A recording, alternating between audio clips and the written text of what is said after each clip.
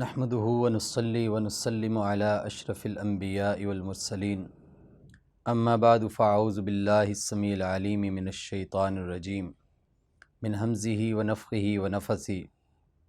معزز حاضرین و سامعین، آج انشاءاللہ الرحمن قرآن مجید کے 26ویں پارے کے مضامین کا خلاصہ آپ کے گوش گزار کیا جائے گا۔ قرآن مجید کے اس پارے میں 5 صورتیں ہیں: سورۃ الاحقاف، سورہ محمد صلی اللہ علیہ وآلہ وسلم، سورۃ الفتح، سورۃ الحجرات اور سورہ قاف۔ سب سے پہلے سورۃ الاحقاف ہے۔ سورۃ الاحقاف کا وہ حصہ جو 26ویں پارے میں ہے، اس میں 3 بڑے موضوعات ذکر کیے گئے ہیں۔ سب سے پہلے اللہ رب العزت نے مشرکین کو ایک عقلی دلیل دیتے ہوئے انہیں چیلنج کیا ہے۔ فرمایا: قُلْ أَرَأَيْتُم مَّا تَدْعُونَ مِن دُونِ اللَّهِ أَرُونِي مَاذَا خَلَقُوا مِنَ الْأَرْضِ۔ اے پیارے پیغمبر صلی اللہ علیہ وآلہ وسلم،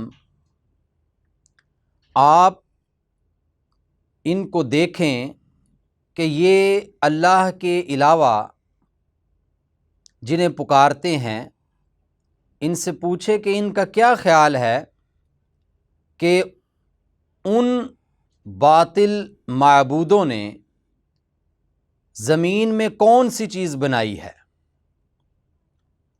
کوئی ایک مخلوق، کوئی مکھی مچھر، کوئی چرند پرند، کوئی جانور، کوئی پودا، اجرام فلکی میں سے کچھ، نظام آسمانی میں کیا کچھ نہیں ہے، اس میں سے کوئی چیز انہوں نے تخلیق کی ہو، آخر انہوں نے بنایا کیا ہے کہ جس کی بنیاد پہ آپ ان کو معبود کہہ رہے ہو، آپ ان کو الہ کہہ رہے ہو، آپ ان کی پوجا کر رہے ہو۔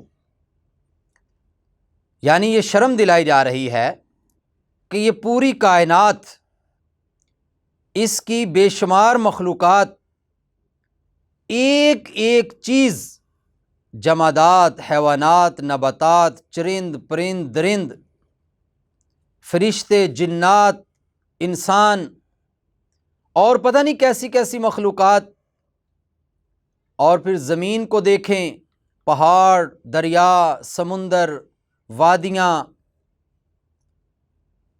اور ایسے ایسے جنگلات، ایسی ایسی جھیلیں، ایسے ایسے مناظر، ایسے ایسے صحرا، اور اس کائنات میں زمین سے لاکھوں کروڑوں گنا بڑے سیارے ستارے، یہ سارے کا سارا نظام، فرمایا اس میں سے کوئی ایک چیز یہ بتائیں کہ ان کے معبودان باطلہ نے سب نے مل کر کوئی ایک چیز بھی بنائی ہے۔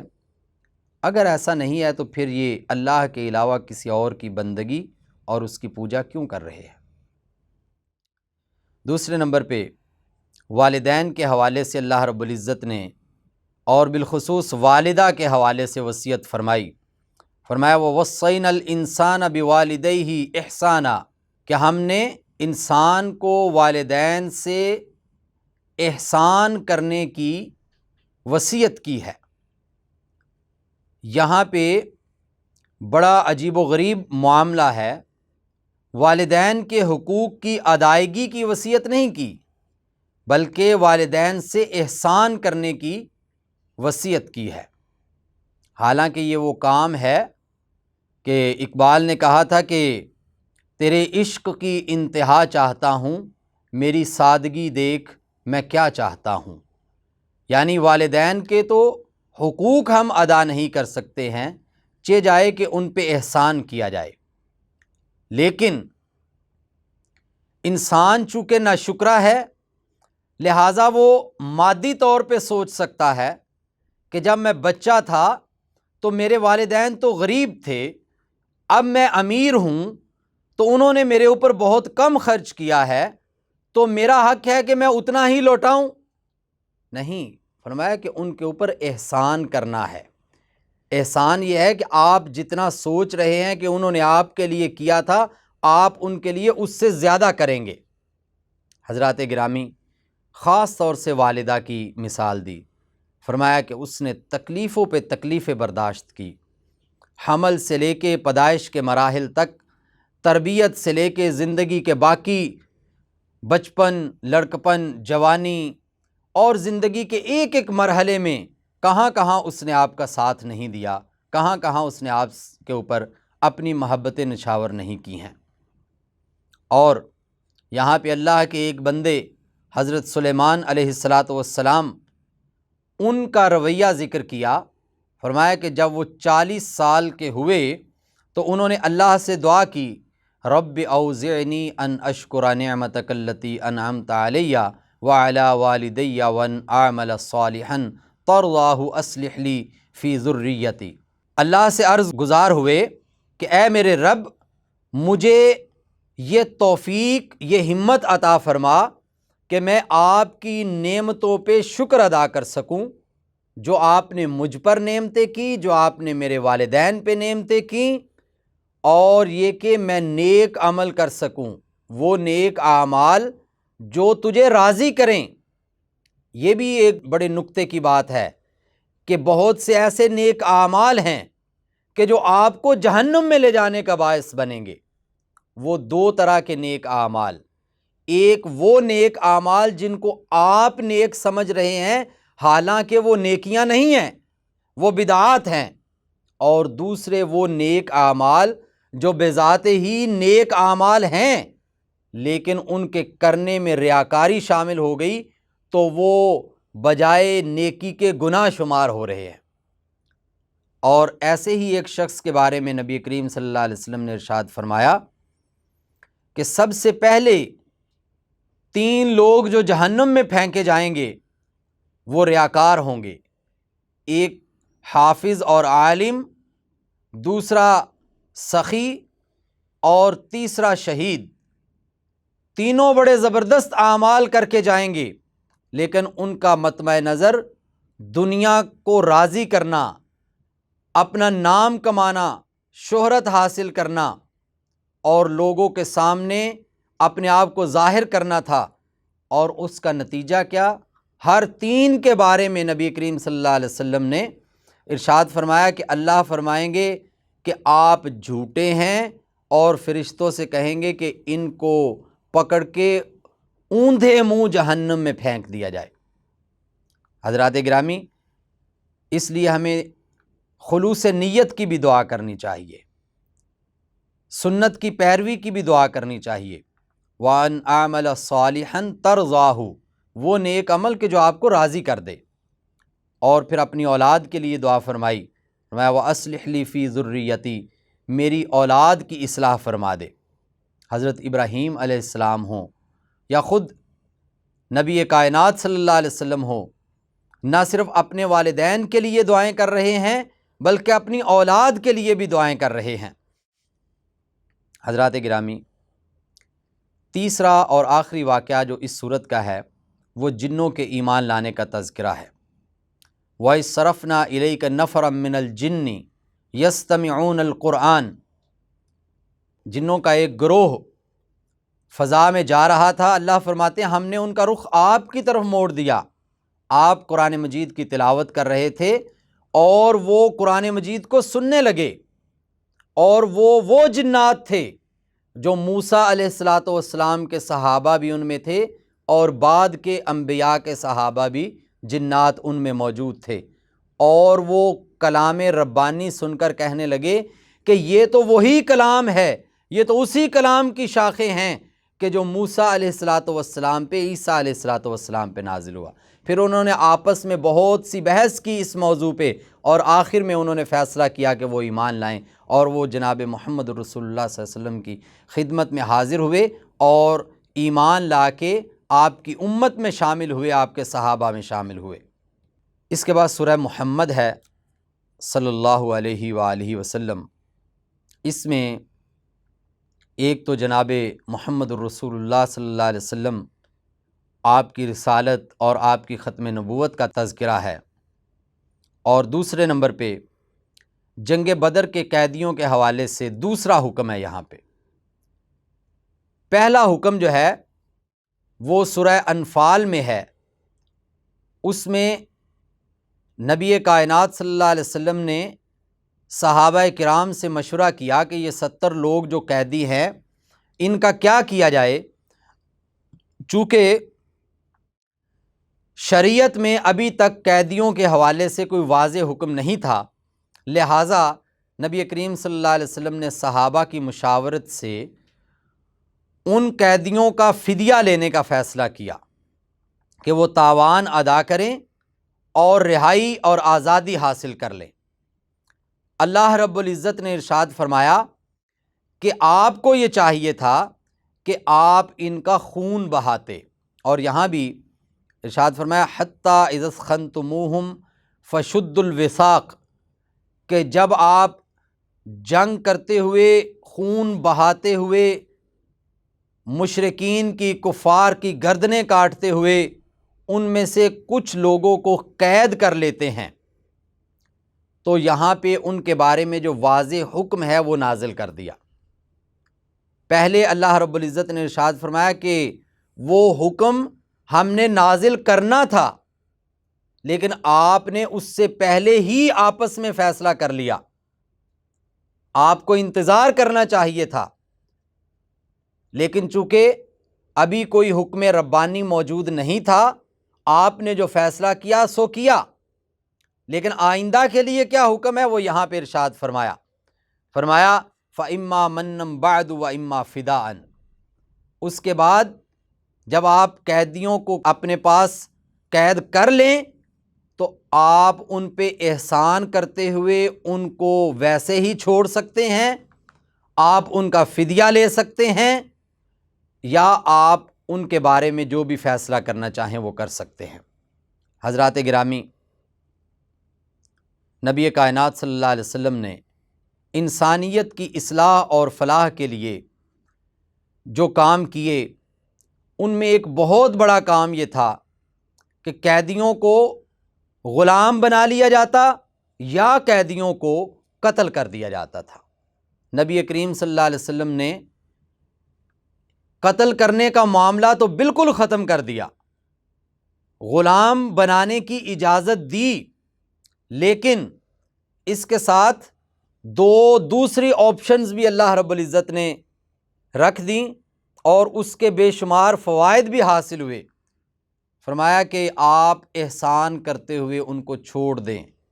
نبی کریم صلی اللہ علیہ وسلم نے فتح مکہ کے موقع پر قیدیوں کو خانہ کعبہ کے اندر خطاب فرمایا اور فرمایا لا تثریب علیکم اليوم وانتم الطلقاء، آپ پہ کوئی مواخذہ نہیں ہے، کوئی پکڑ نہیں ہے، کوئی حساب نہیں ہے، آپ سارے آزاد ہو۔ اس رویے کا نتیجہ کیا ہوا؟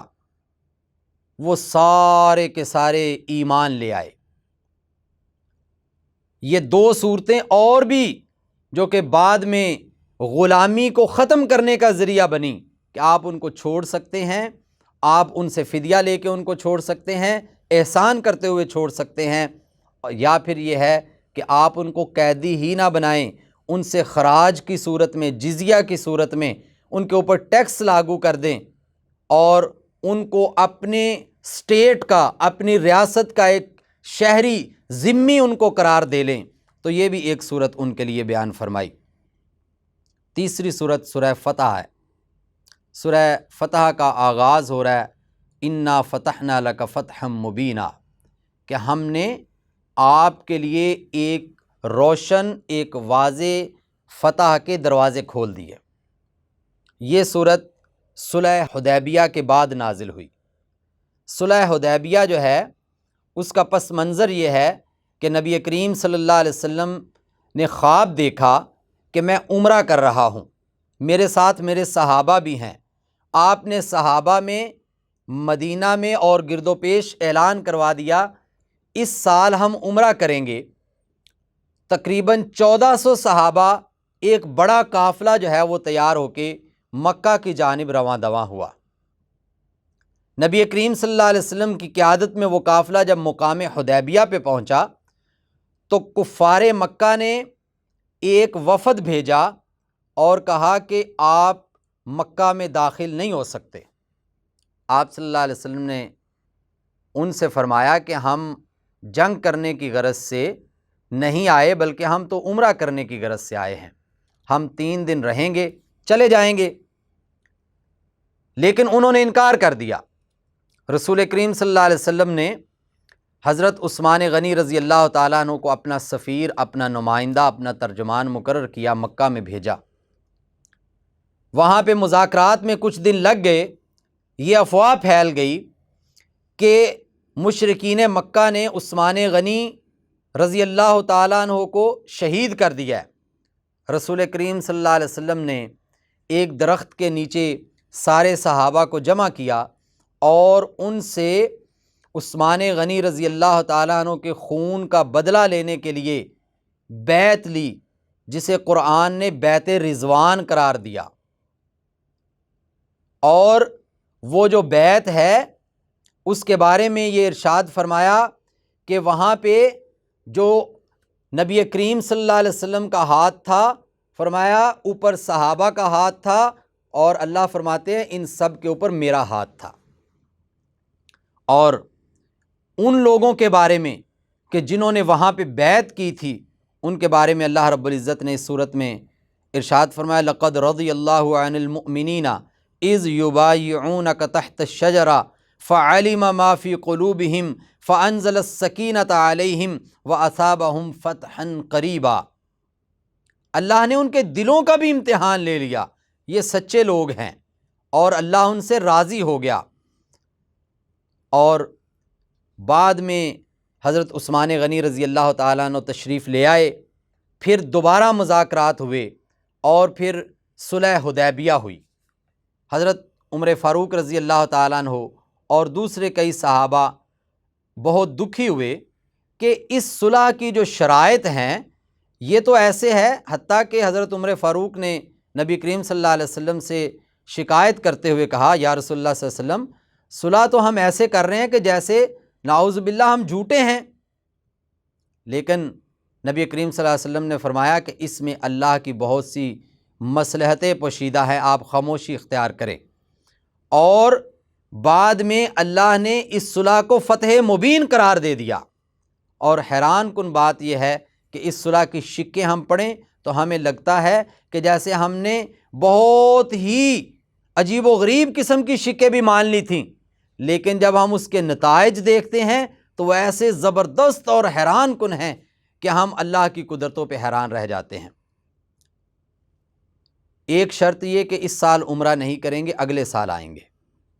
دوسری شرط یہ کہ 10 سال تک جنگ بندی کا معاہدہ ہے، نہ تو مشرکین اور مسلمان آپس میں جنگ کریں گے اور نہ ہی ان کے حلیفوں سے یہ آپس میں کوئی جنگ کرے گا۔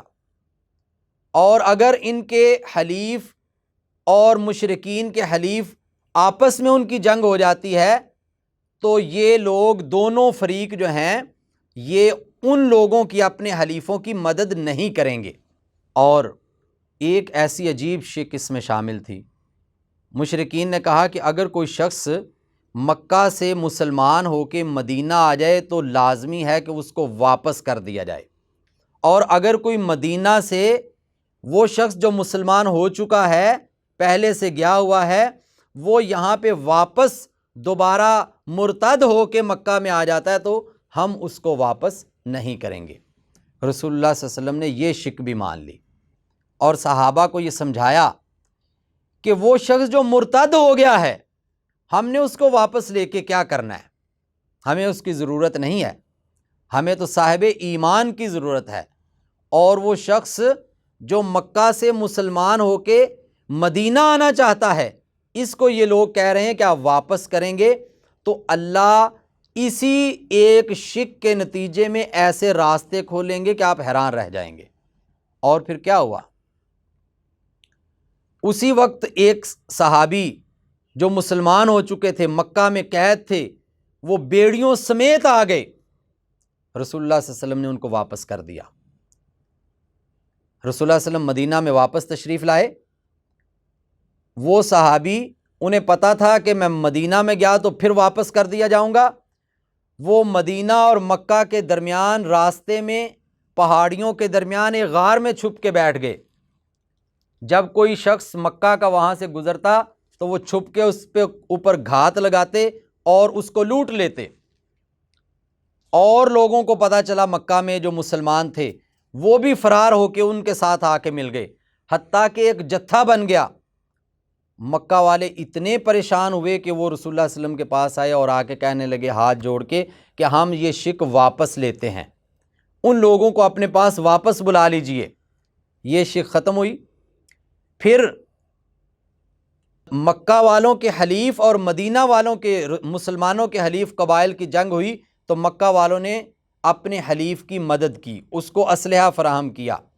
رسول اللہ صلی اللہ علیہ وسلم نے فرمایا کہ اب آپ کا اور ہمارا معاہدہ ٹوٹ گیا ہے، یا تو خون بہا دے دو یا معاہدہ ٹوٹ گیا۔ انہوں نے تکبر میں معاہدہ توڑ دیا۔ رسول اللہ صلی اللہ علیہ وسلم نے کہا کہ معاہدہ ٹوٹ گیا تو ٹوٹ گیا، لیکن بعد میں انہیں احساس ہوا کہ ہم سے تو غلطی ہوئی۔ ابو سفیان بھی معاہدہ دوبارہ کرنے کے لیے آیا، لیکن دوبارہ معاہدہ نہیں کیا گیا، اور اس معاہدے کے 2 ہی سال کے بعد نبی کریم صلی اللہ علیہ وسلم پھر مکہ کے دروازے پہ دستک دے رہے تھے، اور ایسی شان کے ساتھ کہ 10,000 کا لشکر جرار رسول اللہ صلی اللہ علیہ وسلم کے ساتھ تھا۔ اور پھر مکہ جو ہے وہ زمانے کی نظروں نے ایسے شاندار اور ایسے شاہانہ انداز میں اور ایسے عجیب انداز میں فتح ہوتے دیکھا کہ شاید ہی کوئی شہر ایسے فتح ہوا ہو، بغیر خون بہائے سارا شہر جو ہے وہ فتح ہو گیا۔ اور اللہ نے واقعتاً یہ ثابت کر دیا کہ صلح حدیبیہ جو ہے وہ ایک فتح مبین کی بنیاد تھی۔ اور اسی صورت میں وہ خواب جو نبی کریم صلی اللہ علیہ وسلم نے دیکھا تھا کہ ہم عمرہ کر رہے ہیں، اس کی تصدیق اللہ نے فرمائی ہے، لقد صدق اللہ رسولہ الرؤیا بالحق لتدخلن المسجد الحرام۔ فرمایا کہ جو رسول کریم صلی اللہ علیہ وسلم نے خواب دیکھا ہے وہ سچا ہے، اور آپ ضرور مسجد حرام میں عمرہ کی غرض سے داخل ہوں گے۔ اس صورت کے آخر میں صحابہ کی صفات بیان کی گئی ہیں۔ فرمایا محمد الرسول اللہ صلی اللہ علیہ وسلم والذین معاہ اشداء علی الکفار رحماء بینہم تراہم رکعا سجدا۔ فرمایا کہ ہو حلقہ یاراں تو بریشم کی طرح نرم، رزم حق و باطل ہو تو فولاد ہے مومن۔ یہ وہ صحابہ ہیں کہ جو آپس میں بڑے نرم گفتار ہیں، لیکن دشمن کے مقابلے میں بڑے جری اور بہادر اور سخت ہیں، اور ہر وقت یہ سجدے میں پڑے ہوتے ہیں، اللہ کے سامنے گریہ وزاری کر رہے ہوتے ہیں۔ یہ وہ صحابہ ہیں کہ جن کی مثالیں تورات، زبور اور انجیل میں بھی دی گئی ہیں۔ اس کے بعد سورہ حجرات ہے۔ اس میں اللہ رب العزت نے 4 بڑے موضوعات ذکر کیے ہیں۔ سب سے پہلے نبی کائنات صلی اللہ علیہ وسلم کے چند حقوق کا تذکرہ ہے۔ مومنوں پہ، مسلمانوں پہ رسول کریم رؤوف الرحیم صلی اللہ علیہ وآلہ وسلم کے بہت سے حقوق ہیں۔ ان میں اللہ رب العزت یہاں پہ ارشاد فرما رہے ہیں، لا تقدموا بین یدی اللہ ورسولہ، کہ کسی کام میں، کسی بات میں اللہ اور اس کے رسول سے آگے مت بڑھ جاؤ۔ دوسرے نمبر پہ ارشاد فرمایا لا ترفعوا اصواتکم فوق صوت النبی، گفتگو میں، محفل میں اپنی آوازیں نبی کریم صلی اللہ علیہ وسلم سے بلند نہ کرو۔ ولا تجہروا لہ بالقول کجہر بعضکم بعضا، اور آپس میں جس طرح تیز زبانی سے، بے تکلفی سے گفتگو کرتے ہو، رسول کریم صلی اللہ علیہ وسلم سے اس لہجے میں گفتگو مت کرو۔ اور آخر میں یہ ارشاد فرمایا تنبیہ فرماتے ہوئے کہ کہیں ایسا نہ ہو کہ تمہارے اعمال ضائع ہو جائیں اور تمہیں معلوم بھی نہ ہو۔ آج جب کہ نبی کریم صلی اللہ علیہ وسلم ہمارے درمیان موجود نہیں ہیں،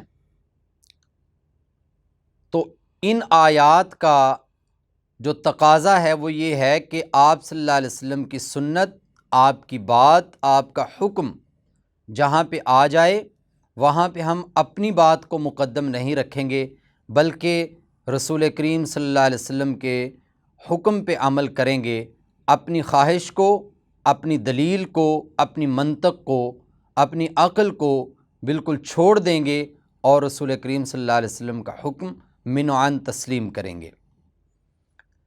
اور جب ہم ایسا کریں گے، یا وہ لوگ، وہ صحابہ جنہوں نے رسول کریم صلی اللہ علیہ وسلم کے یہ حقوق ادا کیے، اللہ رب العزت نے ان کے بارے میں ارشاد فرمایا اولئک الذین امتحن اللہ قلوبہم للتقوی، کہ یہ وہ لوگ ہیں کہ اللہ نے تقوی، پاکیزگی، پرہیزگاری کے لحاظ سے ان لوگوں کے دلوں کا امتحان لے لیا ہے اور یہ پتہ کر لیا ہے کہ یہ واقعتاً متقی لوگ ہیں۔ دوسرا بڑا موضوع یہ ہے کہ بہت سے معاملات میں انسان غلط فہمی کا شکار ہو جاتا ہے، یا یہ ہے کہ کسی نے کوئی بات آ کر بتائی، اس کی بنیاد پہ کسی کے خلاف کوئی ذہن بنا لیتا ہے، فیصلہ کر لیتا ہے۔ تو ایسی صورت میں اللہ رب العزت نے ہمیں یہ حکم دیا یا ایھا الذین آمنوا ان جاءکم فاسق بنبأ فتبینوا، کہ جب کوئی ایسا شخص آپ کے پاس کوئی خبر لے کے آئے کہ جس کا صحیح یا غلط ہونا آپ کو معلوم نہیں ہے، تو اس کی تحقیق کرنا آپ کے ذمے ہے، بالخصوص جب کہ اس خبر کی بنیاد پہ آپ کوئی ذہن سازی کرنا چاہتے ہیں، اس خبر کی بنیاد پہ آپ کوئی فیصلہ کرنا چاہتے ہیں، تو آپ کو اس خبر کی تحقیق کر لینی چاہیے، کہیں ایسا نہ ہو کہ بعد میں شرمندگی اور پریشانی کا سامنا کرنا پڑے۔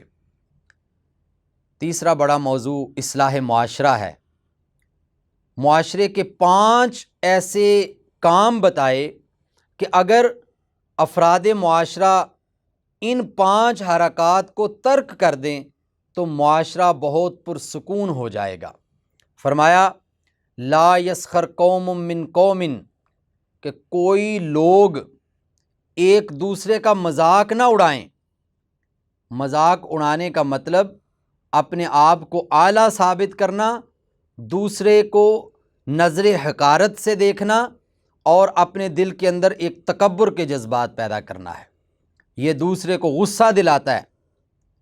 اور دوسرے نمبر پہ فرمایا ولا تلمزوا انفسکم، کہ ایک دوسرے کو تانے مت دو، تم نے یہ غلط کیا، تم نے ایسے کیا، تمہارے اندر یہ خامی ہے، تمہارے اندر یہ نقص عیب ہے۔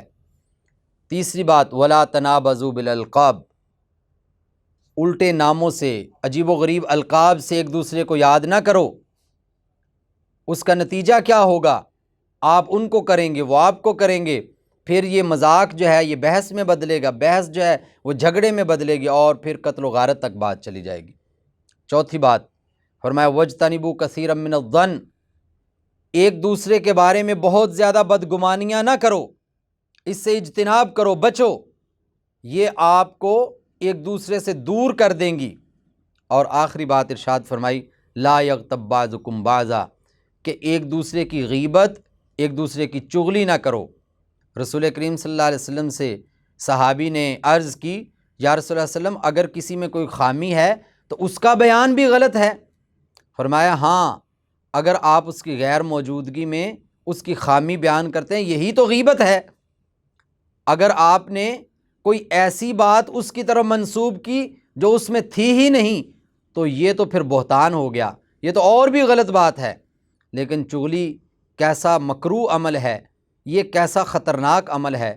قرآن اس کی مثال دیتے ہوئے ارشاد فرماتا ہے کیا تم یہ پسند کرتے ہو کہ اپنے مردہ بھائی کا گوشت کھا لو؟